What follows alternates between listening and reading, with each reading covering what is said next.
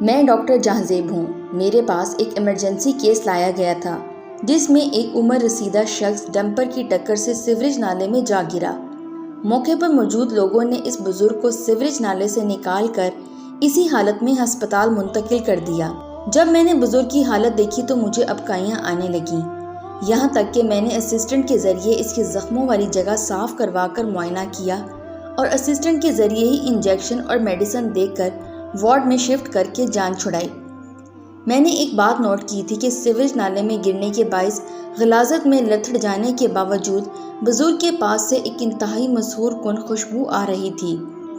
خیر، بزرگ کو وارڈ میں شفٹ کرنے کے بعد میں اپنے روزمرہ کے معمولات میں مشغول ہو گیا اور جب چھٹی سے کچھ پہلے وارڈ کے راؤنڈ پر پہنچا تو ایک باحجاب نوجوان لڑکی وارڈ میں داخل ہوئی۔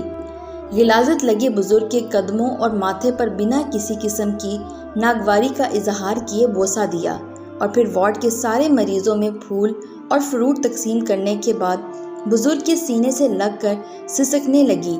جب دل ہلکا ہوا تو ساتھ لائے ہوئے سامان میں موجود کپڑے اور پانی کی مدد سے بزرگ کی جسمانی صفائی کرنے لگی۔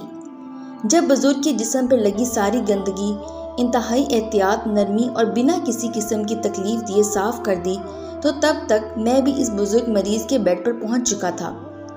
میں نے ان کی خیریت دریافت کی، رپورٹس دیکھی اور اس کے بعد اس نوجوان لڑکی نے مجھ سے ریکویسٹ کی کہ یا میں اپنے وارڈ بوائے کے سمیت باہر چلا جاؤں یا پھر بزرگ کا لباس تبدیل کرنے میں مدد کروں، کیونکہ لڑکی مردوں کے سامنے اپنے والد صاحب کا لباس بدلنے میں ہچکچا رہی تھی۔ میں نے لڑکی کو سائڈ پہ کھڑا کیا اور اپنے وارڈ بوائے کے ذریعے انتہائی نرمی سے بزرگ کا لباس تبدیل کیا۔ جب میں اپنا کام کر چکا تو مجھے اس لڑکی میں تجسس پیدا ہو چکا تھا۔ میں نے اس کے بارے میں پوچھا تو لڑکی نے بتایا کہ میرا نام سدرہ خان ہے، یہ بزرگ میرے والد محترم ہیں، ان کا نام نسیم خان ہے، میں ایک خفیہ ادارے میں ڈائریکٹر کی پوسٹ پر کام کر رہی ہوں، میں والدین کی اکلوتی اولاد ہوں، میں عام طور پر والد صاحب کی تمام ضروریات پوری کر کے ڈیوٹی پر جاتی ہوں، مگر 3 دن سے ایک خاص مشن کی وجہ سے گھر نہیں آ سکی تو والد صاحب کو مجبوراً ضرورت کا سامان لینے کے لیے نکلنا پڑا تو ان کے ساتھ یہ حادثہ پیش آ گیا۔ جب میں گھر پہنچی تو والد صاحب کے متعلق پتہ چلا، میں نے ضرورت کا سامان لیا اور سیدھی یہاں چلی آئی۔ سدرہ خان اپنی بات مکمل کر کے خاموش ہوئی تو میں نے اپنے دل میں اٹھنے والے تجسس کے ہاتھوں مجبور ہو کر سدرہ خان سے اس کی فیملی اور بزرگ کے پاس سے آنے والی خوشبو کے بارے میں پوچھا تو سدرہ نے کچھ یوں کہانی سنائی۔ سدرہ خان نے بتایا کہ اس وقت اس کی فیملی صرف وہ اور اس کے والد صاحب ہیں۔ خوشبو کے متعلق سدرہ نے بتایا کہ میری ماں اپنے بچپن میں پولیو کا شکار ہو کر ایک ٹانگ سے معذور ہو گئی تھی، پھر ایک بار کہیں بچپن میں ہی کسی کے باغ سے میری ماں نے پھل توڑا تو اسے ٹوکا مار کر میری ماں کی دائیں ہاتھ کی 4 انگلیاں بھی کاٹ دی تھیں۔ نانا بہت غریب آدمی تھے، انگلیاں کٹ جانے کے باوجود وہ میری ماں کو لے کر ہسپتال نہیں جا سکتے تھے کیونکہ ان کے پاس پیسے نہیں تھے، اس لیے انہوں نے گھر میں ہی تیل گرم کر کے میری ماں کی انگلیاں کٹا ہاتھ تھوڑا سا گرم تیل میں ڈالا تو میری ماں درد کی شدت سے بے ہوش ہو گئی، مگر ہاتھ جل جانے کی وجہ سے خون رک گیا۔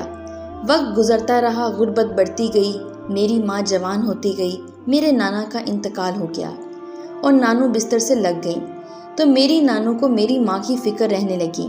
میری نانو نے میری ماں کی شادی کے لیے بہت کوشش کی، مگر جو بھی آتا میری ماں کو دیکھ کر کہتا یہ نہ پکا سکتی ہے، نہ چل سکتی ہے، نہ گھر کے کام کر سکتی ہے، اسے بھلا کیوں کر کوئی شادی کرے گا۔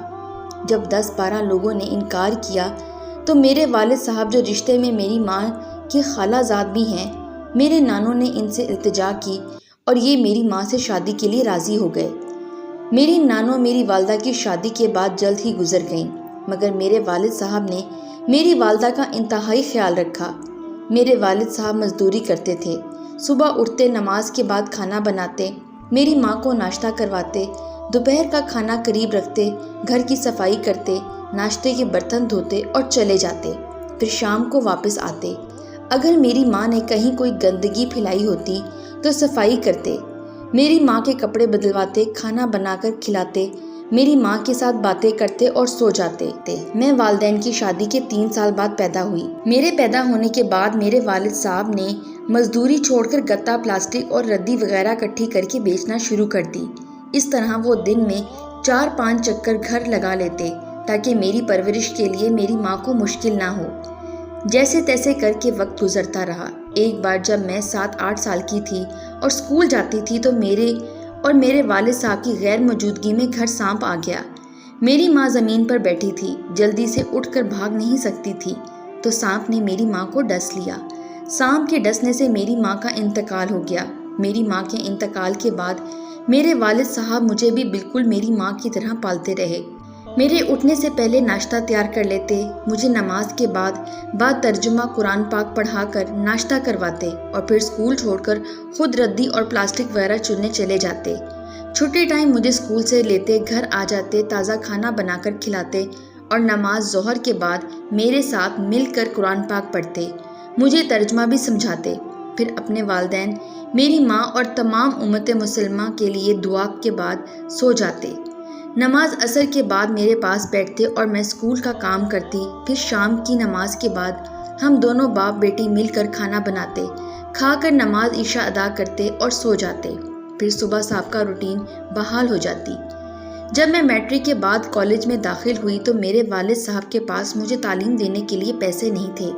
انہوں نے قرض لے کر مجھے پڑھانا شروع کر دیا، یہاں تک کہ میں نے پولیٹیکل سائنس میں ماسٹر اور پھر ایم فل کر لیا۔ تعلیم کے بعد مجھے جاب نہیں مل رہی تھی تو لوگوں نے میرے والد صاحب کو قرض کی واپسی کے لیے تنگ کرنا شروع کر دیا۔ ان دنوں میں ایک پولیس آفیسر کے والد کو گردہ ٹرانسپلانٹ کروانے کی ضرورت تھی۔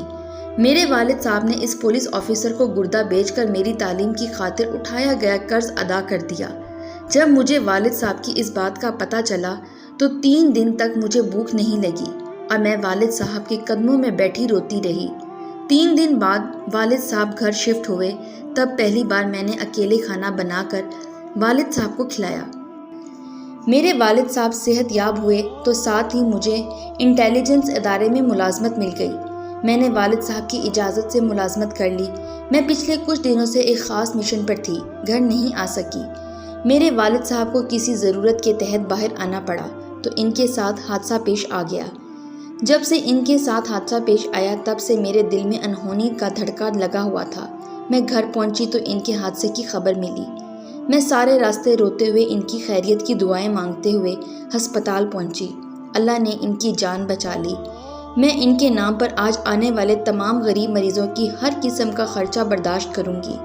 میں سدرا کا عہدہ سن کر مروب ہوا اور اسے شادی کی پیشکش کی تو سدرا نے انتہائی مہذب انداز میں انکار کرتے ہوئے بتایا کہ والد صاحب سے پسند کی شادی کرنے کی اجازت ملنے کے باوجود وہ والد صاحب کی پسند سے ہی شادی کریں گی، اور بتایا ان کے والد صاحب کا ایک بھتیجا یعنی سدرا کا چچا زاد جس کا ایک بازو چارے والی مشین میں آ کر کٹ گیا تھا اور وہ یتیم بھی ہے۔